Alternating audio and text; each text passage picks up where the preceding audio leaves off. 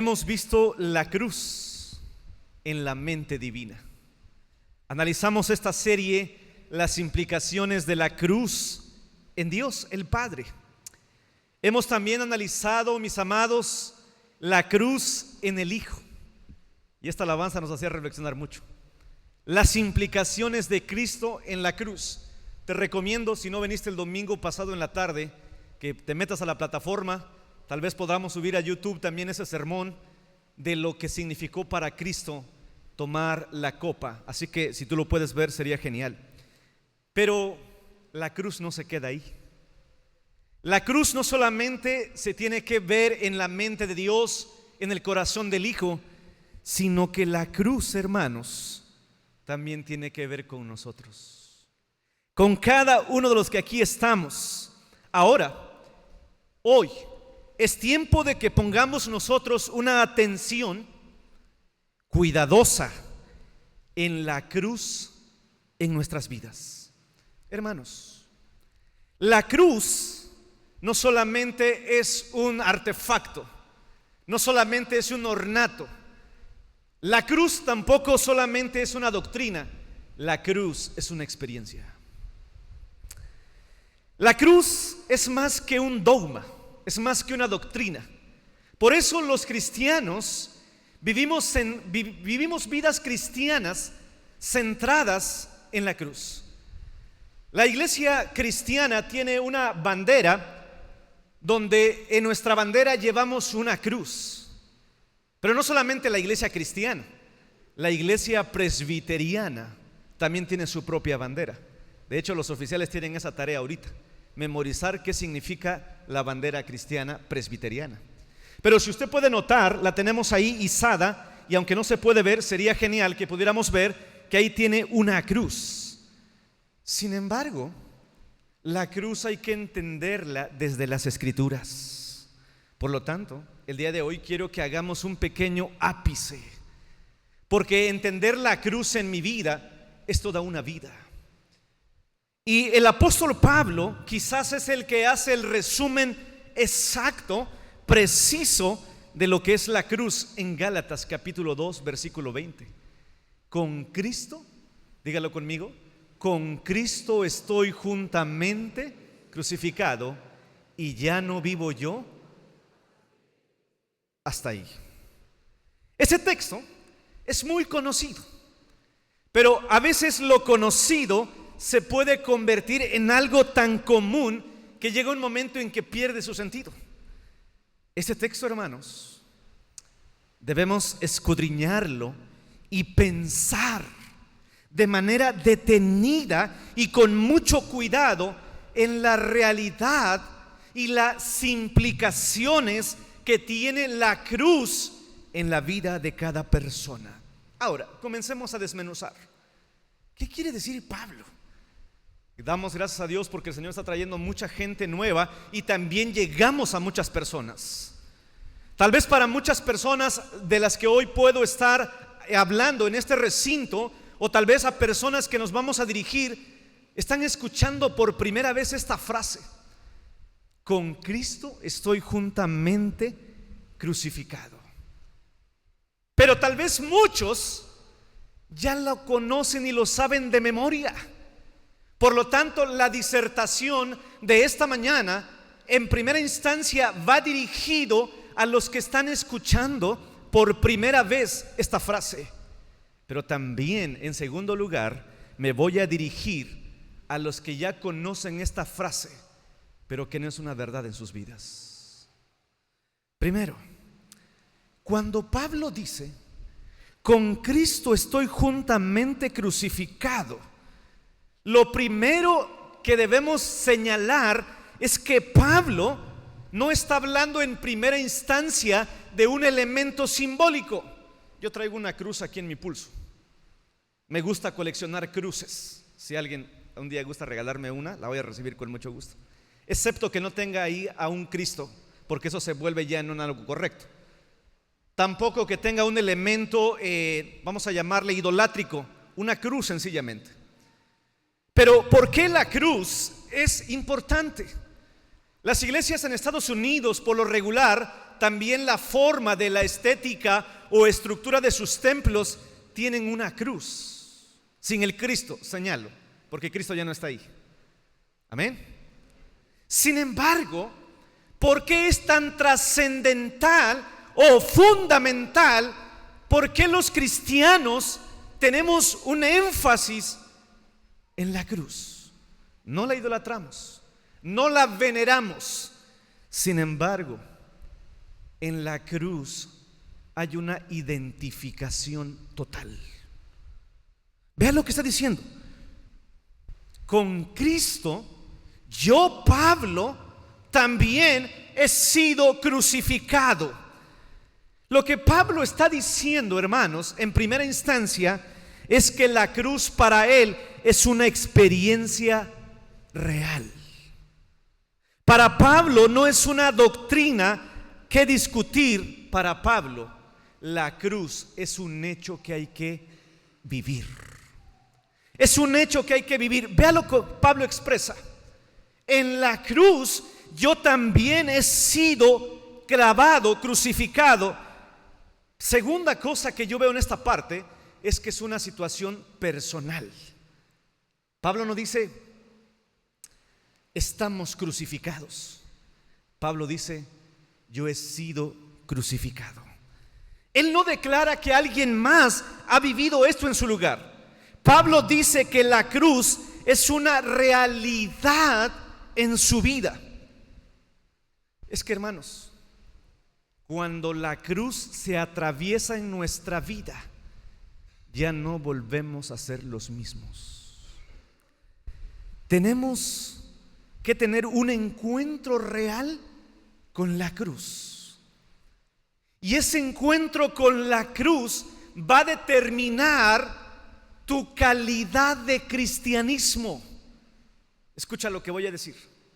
Pablo un día se identificó y se encontró con la cruz. Porque Pablo era un religioso. Primera cosa que hay que aprender los que me están escuchando por primera vez: el cristianismo no es religión. El cristianismo no es una denominación. Porque si hay algún ejemplo de que alguien era religioso, es más, todos somos religiosos. Ya sea que tu religión sea con connotaciones, vamos a llamarle evangélicas o cristianas, pero algunos otros tienen como religión hasta la Santa Muerte. Todos tenemos religión, pero el cristianismo no es religión. Porque el apóstol Pablo tenía una Biblia en su casa. El apóstol Pablo era celoso de las tradiciones religiosas, observaba las costumbres y tradiciones.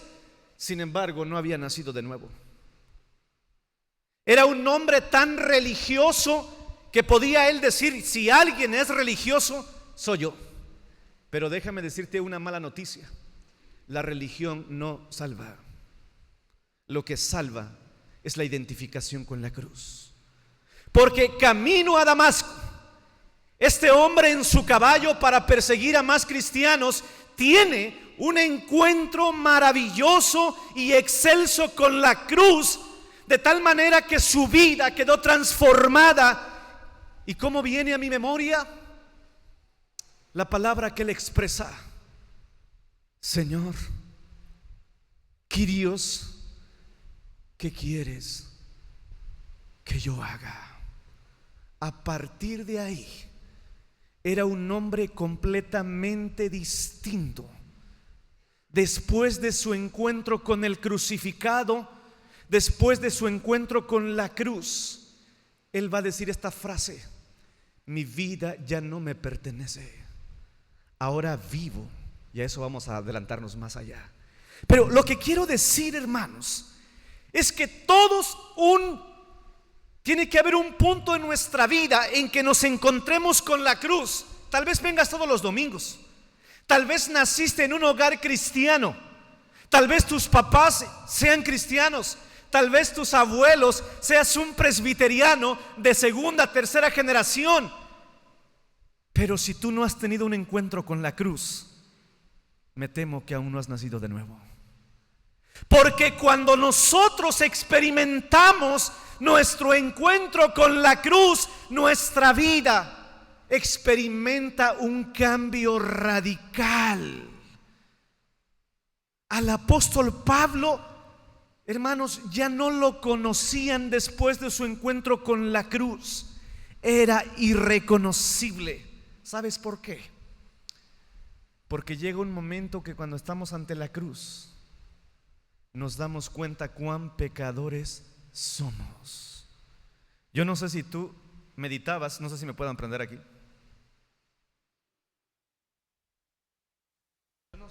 Yo no sé si tú ahorita sentías lo que estábamos cantando. Cuán inmerecedor. ¿Por qué? Porque cuando yo me pongo al pie de la cruz, cuando yo estoy al pie de la cruz, yo estoy reconociendo que yo debería estar ahí. La cruz me demuestra que soy un pecador completamente. Y cuando yo estoy experimentando esto, ahora no quiero que todos busquen una experiencia emocional y sensorial nada más. Sin embargo, cuando hemos identificado la cruz y Cristo ha llegado a tu vida, hermanos, ese momento yo me siento frente a las orillas del infierno mismo. Siento que soy tan pecador y que soy el hombre más perverso de la tierra.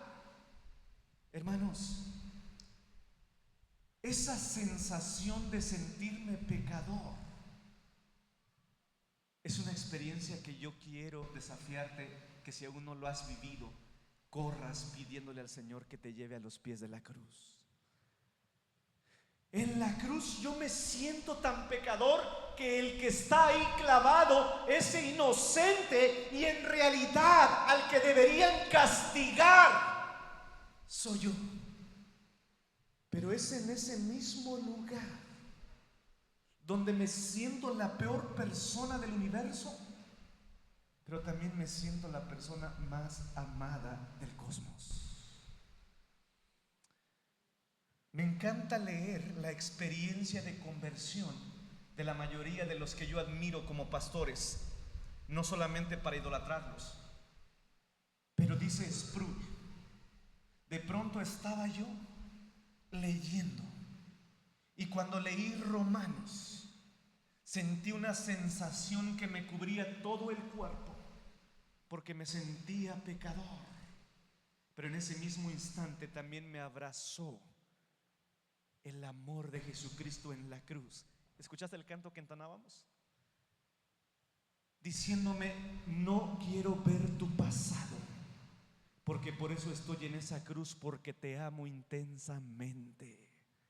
Dice San Agustín de Hipona: mi vida era un infierno. Justo en mi casa estaba yo leyendo cuando escuché que un niño hablaba, y me llevó rápidamente a Romanos capítulo 13 y leí un texto: mi vida fue liberada. Dice Martín Lutero, monje entregado al monasterio, se levantaba a las 4 de la mañana a orar y decir muchas cosas, pero no tenía paz. Él se sajaba, se pegaba en la espalda constantemente porque sentía pecador. Pero cuando leyó Romanos 1, 15 al 17, él dijo: el cielo mismo se me abrió. Y a partir de ahí él estuvo dispuesto a entregar su vida por él. Hermanos, cuando tenemos un encuentro con la cruz, nuestra vida experimenta la sensación más maravillosa, de tal manera que a partir de ahí trae una transformación radical en su vida, que la única respuesta ahora es que voy a decidir entregar mi vida para Él. Como consistorio te pido que nos ayudes a orar, porque no solamente es atravesar catecúmenos, no solamente es pasar un año y decir, sino que es experimentar la cruz. Con Cristo estoy juntamente crucificado. Y ahora mi vida ya no es la misma. Pero ¿qué más significa? Hermanos, segunda cosa, estar crucificado con Cristo significa que en ese encuentro real con la cruz, Laúr quedó muerto y ahora comienza a vivir una nueva vida, una novedad de vida. Cuando Pablo está diciendo con Cristo estoy juntamente crucificado, no solamente está hablando de la regeneración, de la conversión, sino que además está hablando de que a partir de ahí comienza una nueva vida. Y para esto el apóstol Pablo nos ayuda con otro texto. Vayamos a 2 de Corintios capítulo 5 versículo 14, por favor. Ponte de pie para oxigenarnos un poquito por el calor. Pónganse de pie.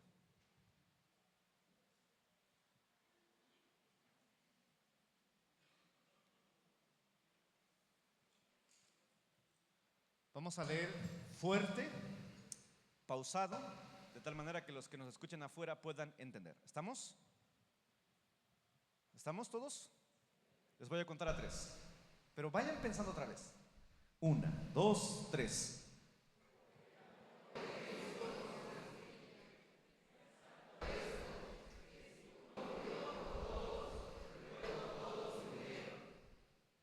Siguiente, versículo 15.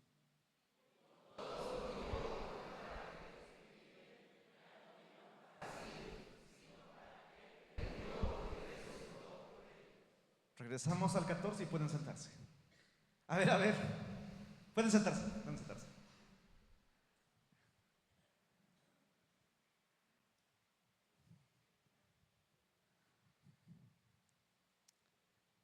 Me acuerdo mucho que iba leyendo un hombre, un amigo iba leyendo ahí, iba leyendo Isaías, pero no entendía nada.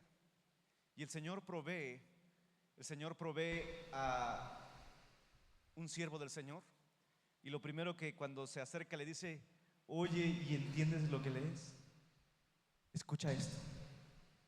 Porque el amor de Cristo produce algo en mí, me constriñe, no me estriñe, me constriñe.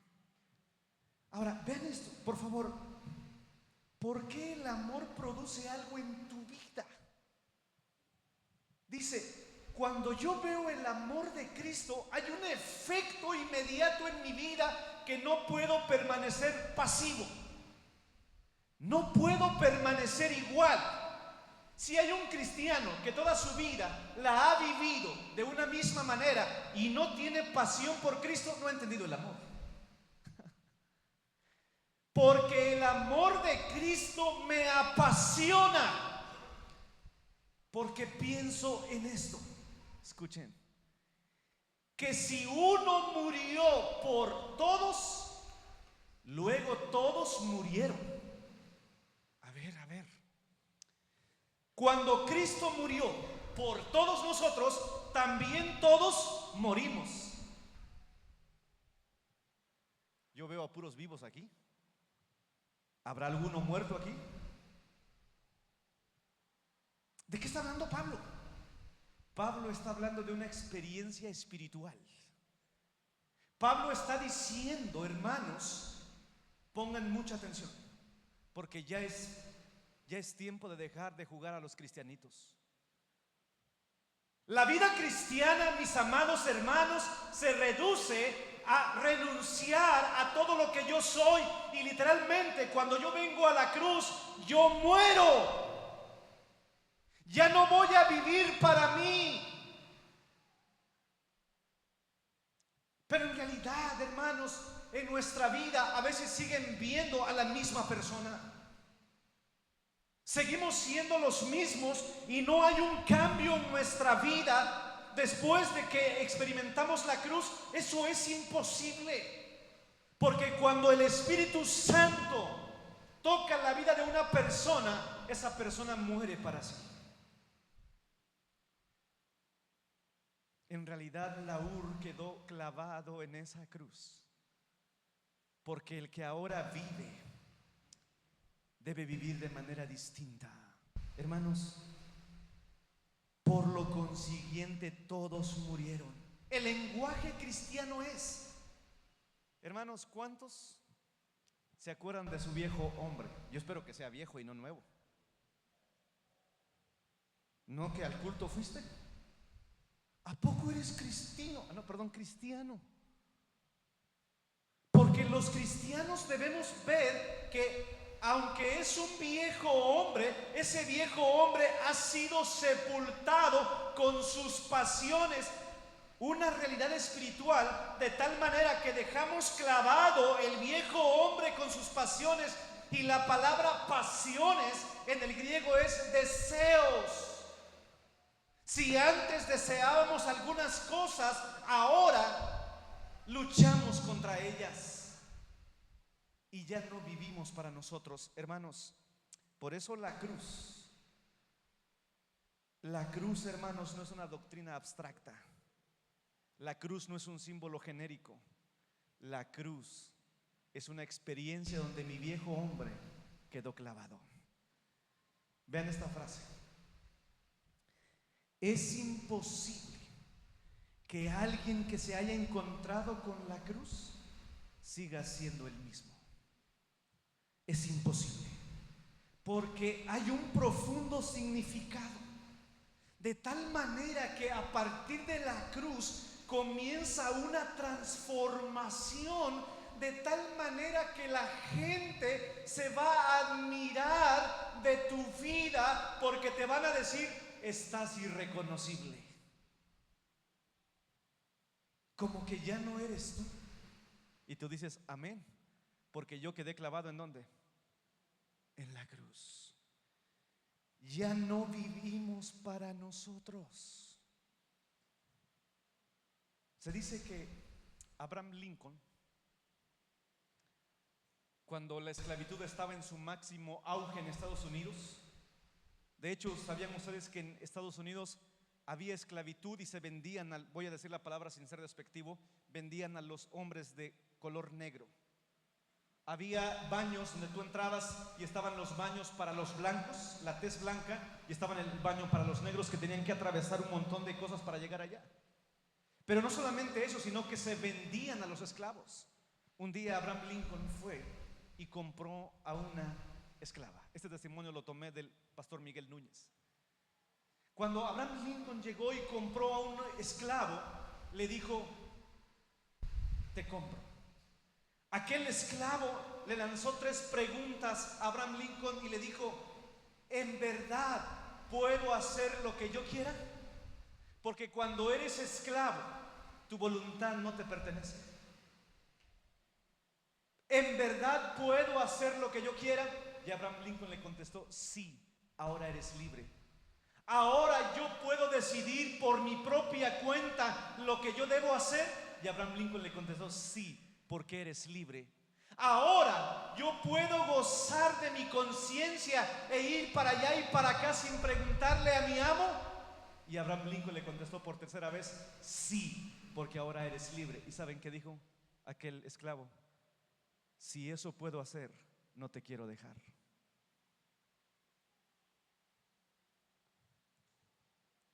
Porque en la cruz hay alguien que nos dio libertad. Pero a partir de esa libertad, nosotros caemos rendidos a sus pies y le decimos: ya no quiero vivir para mí. Ahora mi voluntad te pertenece. ¿Quieres un ejemplo bíblico de esto? Se compraban esclavos en el Antiguo Testamento y estaba la legislación para los esclavos, Deuteronomio. Pero cuando un rico llegaba y compraba un esclavo, la ley decía que si lo compraba y lo liberaba, ese esclavo podía quedar libre. Pero ese esclavo podía ser un esclavo por amor. Había unos que cuando los compraban y su amo decía: haz lo que quieras, no escuchaban 2 veces y se iban. Pero había esclavos que, por haber experimentado el amor de alguien que había venido y había comprado su vida, decía: yo quiero vivir para ti, amo, pero ahora quiero hacerlo con decisión propia. ¿Saben qué le hacían? Le horadaban la oreja y veías, no como los hippies de hoy, ¿verdad? Veías a un hombre que iba ahí y llevaba un agujero en su oreja, tú decías, ahí va un esclavo por amor. Los verdaderos cristianos no deberían ser así. Allá va un esclavo de Jesucristo. La palabra doulos, en siervos. ¿Por qué? Porque nosotros morimos y ahora comenzamos a vivir, pero ahora comenzamos a vivir para Cristo. Vean lo que dice la siguiente frase: con Cristo estoy juntamente crucificado. Ya la explicamos. Segundo, ¿qué dice la siguiente frase? Si la podemos poner, Gálatas 2:20. A ver, díganlo conmigo. Y ya no vivo yo más, y ya no vivo yo nada más. 3 veces, 1, 2, 3. ¿Otra vez? ¿Otra vez? ¿Otra vez? Pero a nosotros nos encanta seguir viviendo para nosotros. Primero yo, después yo, y por último, las elecciones para elegir servidores para Cristo, nada más nos empezamos a ver los unos a los otros. Ya nadie quiere vivir para Cristo. La prueba más grande para saber si tu voluntad es tuya o del Señor, ven ese domingo en la tarde. Porque, hermanos, nosotros construimos nuestro propio reino. Si tenemos que ir a evangelizar, si tenemos que ir a predicar, hay un grave problema. El problema no es la falta de transporte o de medios. El problema es que estamos viviendo ¿para quién? Hermanos, tantos pretextos que ponemos para vivir una vida íntegra. Pero, hermanos, cuando hemos experimentado la cruz, me decía un hermano, no aquí, me dijo, cuando experimentó su encuentro con la cruz, llegó y me dijo: pastor, aquí está su negro. Pastor, aquí está su negro. Lo que usted me pida que haga, yo lo voy a hacer. Haga 5 lagartijas. No. Lo que él me estaba diciendo es: ahora vivo para la orden de mi Señor. ¿Qué dice el texto? Ya no vivo yo, pero seguimos viviendo, hermanos, que hay que ir a limpiar el terreno, que hay que venir a hacer cosas por aquí, por allá. Primero está nuestra agenda, hay que reconocerla. Primero están nuestros deseos y beneficios. No estamos pensando en este texto: ya no vivo yo, ya no tengo voluntad. Ahora, no los quiero todo el tiempo aquí en el templo, porque el que no provee para su casa es peor que un pagano. Hay que ir a trabajar. Pero no se vuelvan esclavos de sus trabajos y de sus voluntades. Este texto es durísimo, hermanos, pero además es liberador. Porque si tú sigues viviendo para tu propia agenda, dura cosa te es darte coces contra el aguijón. Los que no son cristianos, que vivan para ellos, que se envuelvan en sus vanidades. Pero si tú eres cristiano, debes caer de rodillas esta mañana y decirle: ¿qué quieres que yo haga? ¿Cómo nos hacemos bolas? Pero, hermanos, cuando hemos sido crucificados con Cristo, que es el tema de esta serie, buscamos todas las mañanas hacer la voluntad de Jesucristo. Pero a veces, hermanos, ya ni tiempo de orar nos da. Es más, medio dormimos porque ya estamos pensando. Yo te pregunto una cosa: ¿realmente lo que estás haciendo es la voluntad de tu Señor?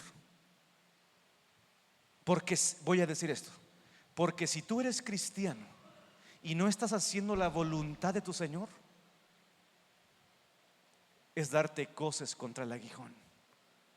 No va a ser productiva tu vida, porque nosotros vivimos para hacer la voluntad del Señor. ¿Cómo no le voy a entregar mi vida? ¿Cómo voy a poner pretextos? ¿A poco Él puso pretextos? Él vino a entregar su vida y morir en la cruz. Él no dijo: Padre, no tengo tiempo, estoy ocupado con los habitantes de Marte, voy a ir a salvar a los de Venus. El Señor dijo: voy y los voy a salvar. Ya no vivo yo, ya no tengo voluntad. Pero vean la siguiente frase, y con esto cierro el día de hoy. No se pongan felices. Vean esta siguiente frase: mas vive Cristo en mí. Dígalo 3 veces conmigo. 1, 2, 3. Una vez más. Dígale eso al de al lado.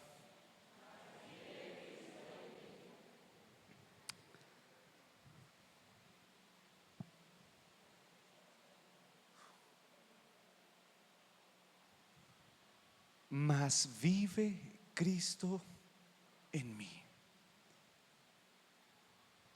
Mas vive Cristo en mí.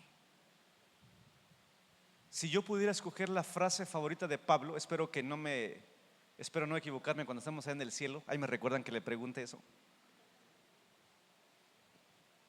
La frase favorita de Pablo, hermanos, es en Cristo.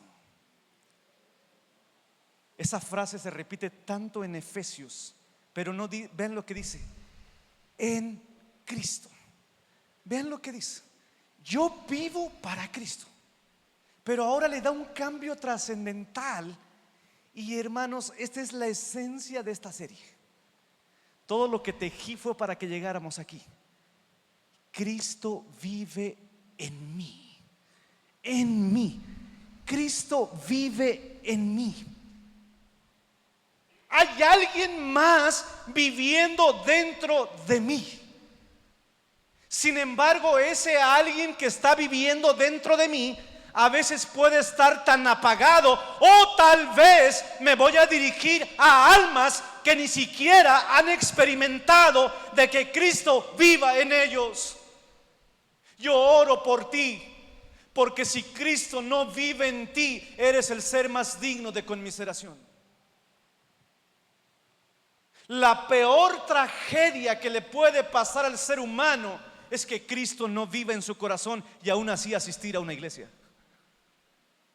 Dice Jonathan Edwards: no hay camino al infierno más transitado que la religión. Pero dejemos a un lado eso. Debemos venir urgentemente y pedirle a Dios que nos ayude a vivir la vida Él a través de nosotros. ¿Cómo vamos a cambiar? Si ustedes conocieran al pastor. Porque aquí todos nos podemos ver bien y santos y educados. Pero si pudiéramos pasar la frontera de la convivencia, ¿cómo vamos a poder llegar a ser como Jesucristo? Vean esto: ¿cómo llegar a ser gente que sea extraordinaria y no gente ordinaria? ¿Cómo vamos a ser personas que en realidad, hermanos, marquen su contexto y su familia? El llamado de la vida cristiana es imitar a Jesucristo, nada más y nada menos. Piensa bien lo que significa ser cristiano. Vamos a poner esta frase allá afuera: somos imitadores de Cristo, para que lo recordemos. What will Jesus do? La fiebre en Estados Unidos que decía: ¿qué haría Jesús en tu lugar? Pero ¿cómo nosotros podemos ser como Cristo? Hermanos, dice Jesús Adrián Romero: vengan a la cruz y digan: no puedo, quiero que tú vivas a través de mí. ¿Escucharon esto? La vida cristiana, dice David Limestone, la vida cristiana en nuestras propias fuerzas es imposible. Pero aquí está la clave, mis amados. Aquí está la clave para vivir vidas cristianas profundas, impactantes y extraordinarias. Dejar que Cristo viva en mí. A veces Dios nos va a pasar por muchos recovecos. Va a ser enfermedad, van a ser problemas, pero Dios tiene una guerra con tu ego. Dios quiere destruir tu reino para que caigas ante la cruz y digas: es imposible vivir lo que tú me pides. Con razón San Agustín decía, escuche esto: si has de pedirme que viva como tú, dame los medios para que yo pueda lograr lo que me pides, oh Dios. Y el Señor contesta, claro, yo quiero vivir a través de tu vida. Cuando estaba aquel hombre pecador, aquel hombre que se atrevió a regañar a Jesús, llamado Piedra, imagínense, allá viene el Piedra, ¿no? Pedro. Pero cuando tiene su encuentro con el maestro, y hasta todavía se decía, ¿ya saben cómo es mi apellido? Porque así somos, ¿no? Yo tengo mi carácter, cuidado que se me cruzan las miradas allá en la iglesia. Cuidado el que se meta conmigo. Peor si se van a acercar a decirte una cosa, pleito se va a armar. Y hasta miedo da decir algunas cosas en la iglesia porque encontramos puro sulfúrico. Pero cuando tuvo su encuentro con la cruz, hermanos, él quería negar su nueva naturaleza. Y estaban en una fogata y ¿saben qué le dijeron? ¿Tú eres de ellos? No, ¿cómo crees? No, tú sí eres de ellos. 3 veces. Y me encanta la frase que utiliza la gente: tu forma de hablar te delata. Los cristianos somos la boca de Jesús, somos las manos de Jesús, somos los pies de Jesús en la tierra. El mundo y Tuxtla Gutiérrez y Brasilito están necesitados de mirar en nosotros, no a Laures, no a Josué, no a Arelis, no a Caris, no a Brendas, a Cristo. Dejen que Cristo viva a través de ustedes y van a ver cómo la vida cristiana se va a comenzar a facilitar. A.W. Tozer dice lo siguiente: vivir, dejar que Cristo viva en nosotros, es comprender la cruz, es dejar el egoísmo centrado en mi vida y es crucificar mi vida. Y una vida crucificada es una vida absolutamente comprometida, pero además es una vida que experimenta la realidad de Cristo en su interior, y Él puede decir: Cristo habita conmigo y vive a través de mí. Hermanos, amigos míos, el mundo aún no ha experimentado lo que significa vivir una vida cristiana en el poder que habita en ellos.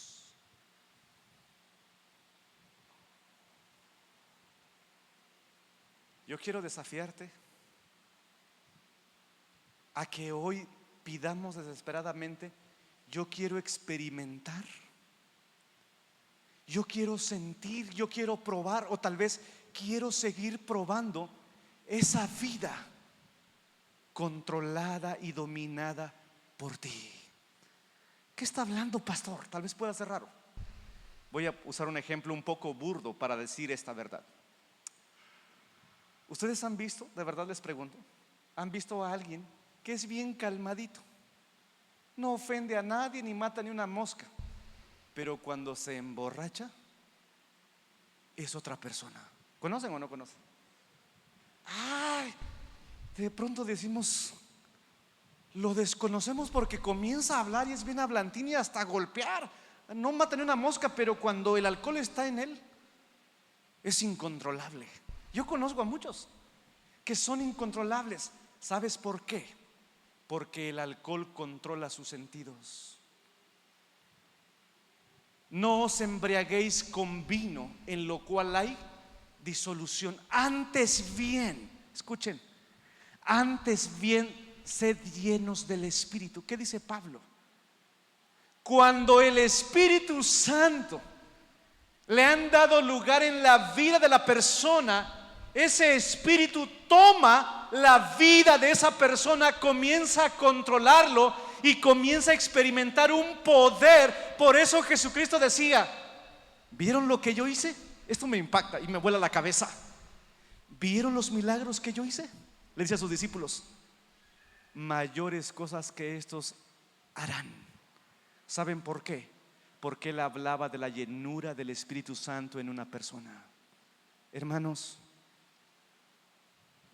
de verdad, cuando Cristo vive tu vida y lo dejas vivir, porque en realidad esa frase, Cristo vive en mí, en realidad está diciendo, ¿quién vive? Cristo está sentado a la derecha de Dios Padre. ¿Quién está en mí? El Espíritu Santo. Pero cuando el Espíritu Santo, ahora la llenura y el control de esta vida no significa que voy a vomitar, que voy a comenzar a reír y que voy a bailar y que voy a hacer un montón de cosas. En realidad, la vida llena del Espíritu Santo es que el Espíritu Santo controla mis pensamientos, controla mis deseos. Él está viviendo a través de mí. Es mi copiloto, pero para que él bueno, en muchos es el copiloto, pero en los que han experimentado esta vida, el Espíritu Santo es el piloto. Hermanos, Dios quiere usar sus vidas de la manera que menos se imaginen. Aquí está, y voy a seguir hablando de este tema. Cristo vive, pero cuando yo sigo viviendo mi vida centrada en mí, ¿cómo está el Espíritu? Triste. Y por eso aflora tu carne, por eso aflora tu carácter, porque cuando el Espíritu Santo controla tu vida, van a ver en ti a alguien como, valga la analogía, oye, pero antes tú eras incontrolable, ¿cómo es que ahora te controlas? Porque éramos así, ¿no? Yo soy de mecha corta. No solamente los de mecha corta son los malos, también los que nunca dicen nada. Hay que tener más cuidado a esos. Pero en realidad, hermanos, el Espíritu Santo dice, porque no nos ha dado Dios un espíritu de cobardía, sino de ¿qué? De valentía, de amor y de dominio. ¿En realidad el Espíritu Santo está dominando tu vida o sigues tú dominando tu vida? Bueno, es tiempo de venir y crucificarnos con Cristo. Ponte de pie.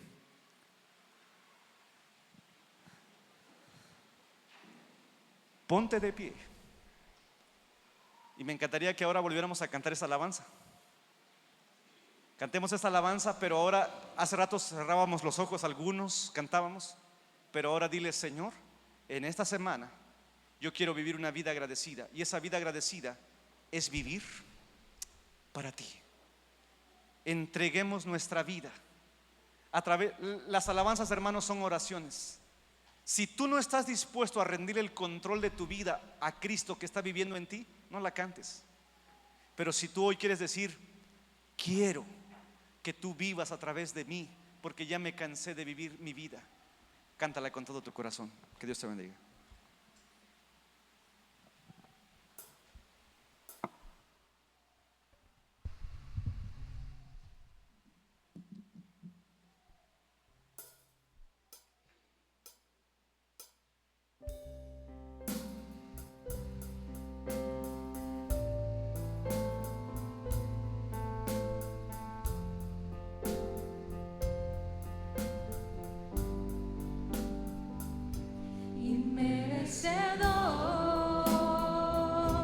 Soy de tu gracia y tu perdón, de tu perfecto amor.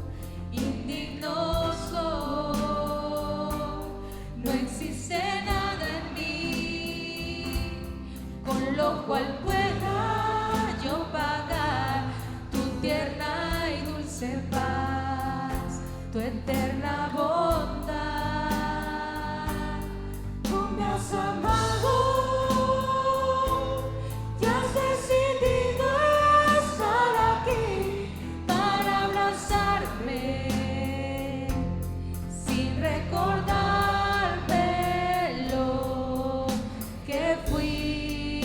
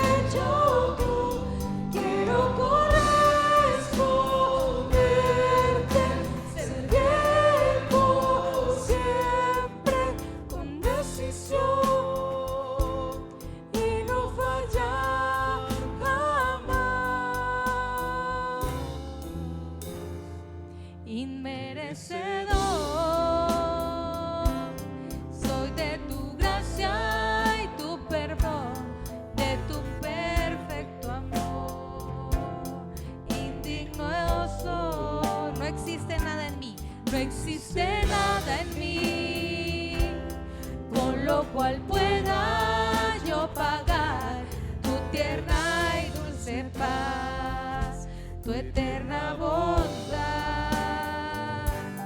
Tú me has amado. Gracias, Señor. Te has decidido estar aquí Para abrazarme sin recordarme lo que fui. ¿Cuántos agradecemos a nuestro Dios? Un pecador que de ti su rostro escondió, que no merecía el regalo de tu amor. Dile gracias. Yo quiero agradecer. Gracias, Señor. amarte siempre con gran pasión, como lo has hecho tú. Quiero corresponderte, ser fiel por siempre con decisión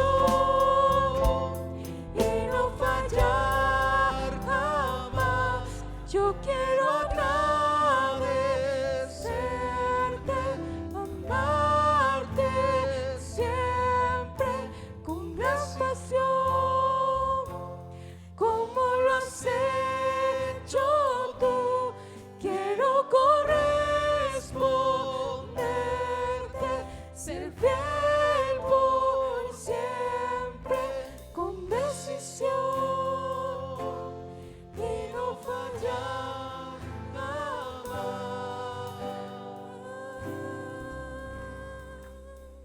Amén.